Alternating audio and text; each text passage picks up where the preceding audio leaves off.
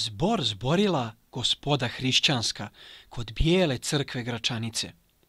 Bože mili, čuda velikoga, kud se djede car Nemanje blago? 7 kula groša i dukata, tu se desi Nemanjiću Savo. Pa govori gospodi hrišćanskoj: Oj, Boga vam, gospodo hrišćanska, ne govorte o mom roditelju, ne govorte, ne griješte duše. Nije babo raskovao blago, ni na džake, ni na buzdovane, ni na sablje, ni na bojna koplja, ni dobrijem konjma na rahtove, već je babo potrošio blago na 3 slavna srpska manastira. Jednu babo sagradio crkvu, bijel vilindar nasred gore svete, krasnu slavnu sebe zadužbinu, vječnu kuću na onome svijetu, da se njemu poje liturđija onog svijeta kao i ovoga.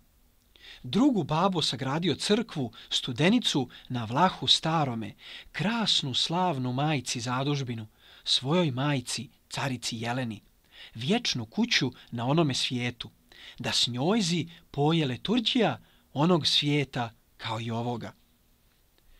Treću babo sagradio crkvu, Milješevku na Hercegovini, krasnu, slavnu Savi zadužbinu, vječnu kuću na onome svijetu, da si njemu poje liturđija onog svijeta kao i ovoga.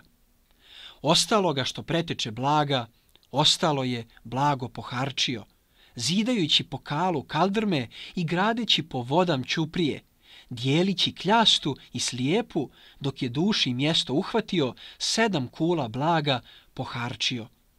Eto, babo, kud poharči blago.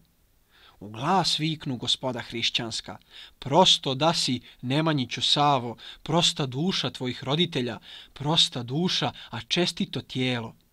Što nosili, svjetlo vam bilo, što rodili, sve vam sveto bilo. I što reče gospoda hrišćanska na sastanku kod bijele crkve, što gođi rekli, kod Boga se steklo.